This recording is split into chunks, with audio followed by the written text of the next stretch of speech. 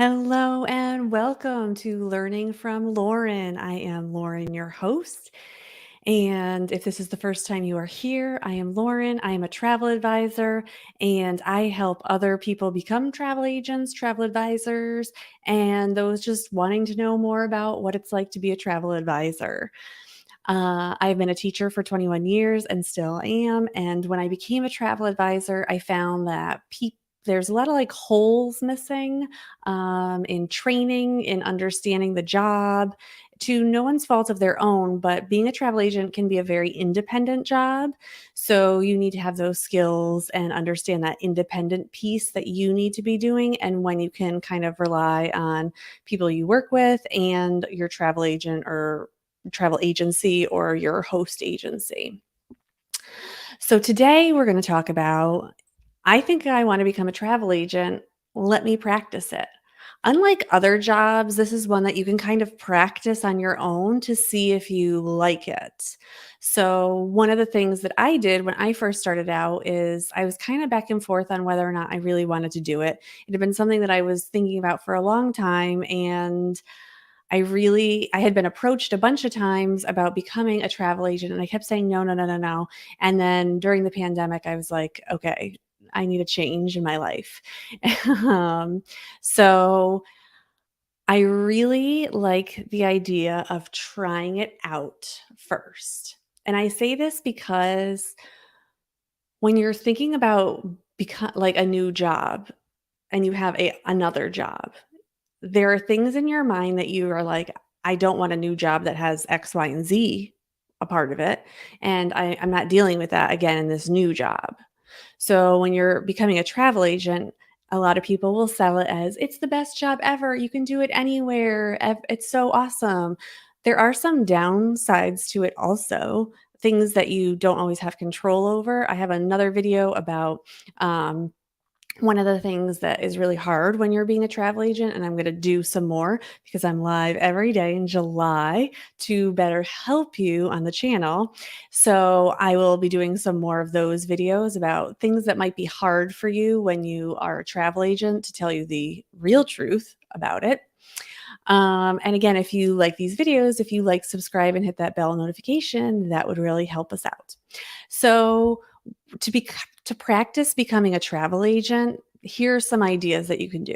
One of the things that I did is I started creating resources that I thought clients would want. I had previously used a travel advisor for different trips that I had done. So I had seen what they had done, and there were things that I wanted to improve on it. And I knew that my business model, I wanted to do it very differently than them.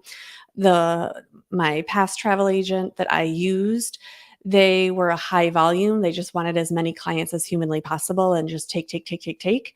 And everyone got the same thing. And that is not the kind of travel agent I wanted to be. And there's nothing wrong with either way. It's just something you have to think about in the beginning when you're thinking about becoming a travel agent is I actually wanted to know my clients and get to know them. And I know lots of different information. I have people who have been rebooking with me. So like I remember I have all their information of their families, their last trip, all that information. And that's been super helpful for me. So I started creating all these resources of things that I thought people would want. And I started with I'm a Disney focused, I've worked with Disney focused agencies before. So I knew it had to be Disney focused. So what are things about Disney World that people don't know? Now, as a teacher, I might have some more intuition, more understanding of like the basic stuff. So you might not know what the basic stuff is, or you might not know what clients might want to create. So, what I would say to that is ask your family, ask your partner, ask your friends, ask, people you work with, say, oh, I hear you're going on this trip. Could I like play out what it would be like if I was your travel agent and just, what are the kinds of things that you would want to know for your trip? Because a lot of times you think like, oh, I'm just going on there and I'm going to book that you're going to stay at this hotel and boop, and I'm done. And that's like the tiniest part about your job as being a travel agent. So it's the logistics. What are the logistics? What are the confirmation numbers? What are the numbers to call if there is a problem? How do people reach out to you if there is a problem on their vacation? What type of education are you going to be teaching these people before they go on the trip? Are you in charge of the COVID information, or is the client in charge of COVID information? Are you doing flights? Are you not doing flights? How are you helping your clients to get their flights or things like that? So those are all like the logistical things you're going to want to think about. And then how are you going to present that information to your clients? Because you can't just like randomly put in each email, like, here's your confirmation for your transportation. Here's your confirmation for your hotel. Here's your confirmation for your tickets for this. Like, you have to combine all that information together into one location and then present it to the clients before they go so they have time to look it over and understand what it is that they're doing. So those are things that you could think about, and you could even just do it on yourself. Like, think of a trip that you've always wanted to take and then try and figure out, okay, what are all the things that I need to do, and write them down. I need to book flights. I need to figure out my hotels. Which one am I going to do first? How am I getting from the airport to the hotel?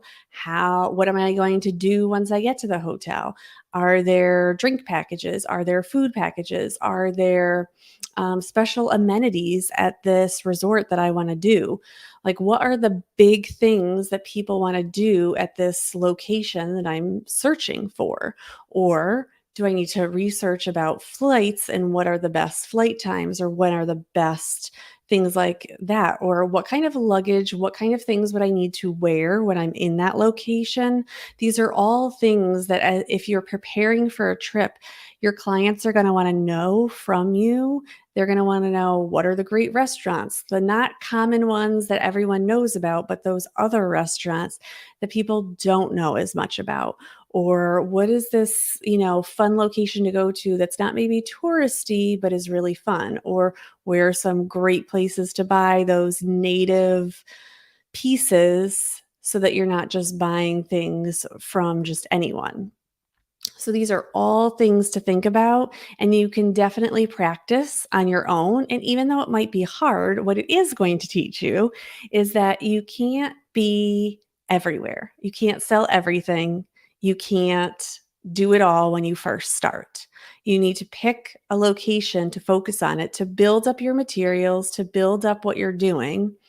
And you still might take in other clients in that time frame that are going other places, but you don't have to like advertise that as much, so that you can focus on just building those materials that you need. And then with these other clients that might come in with other locations, you can slowly build that stuff just when the clients are coming in.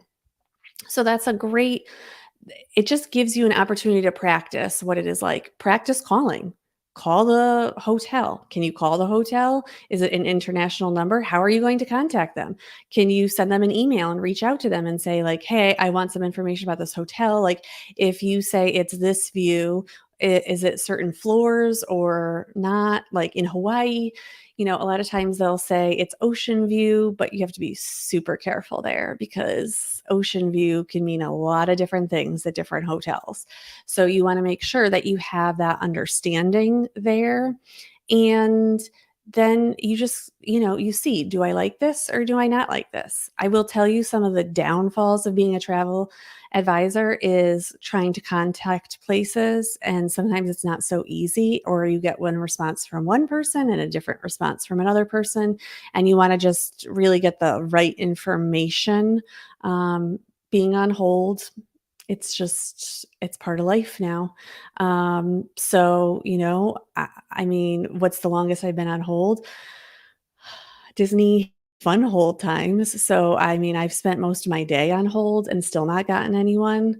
I'd say 8 hours is probably my max. When I had someone on a celebrity cruise, every time I called, it was a minimum of 2 hours, and everything I needed to do, I had to call in about it. It was nothing I could do online.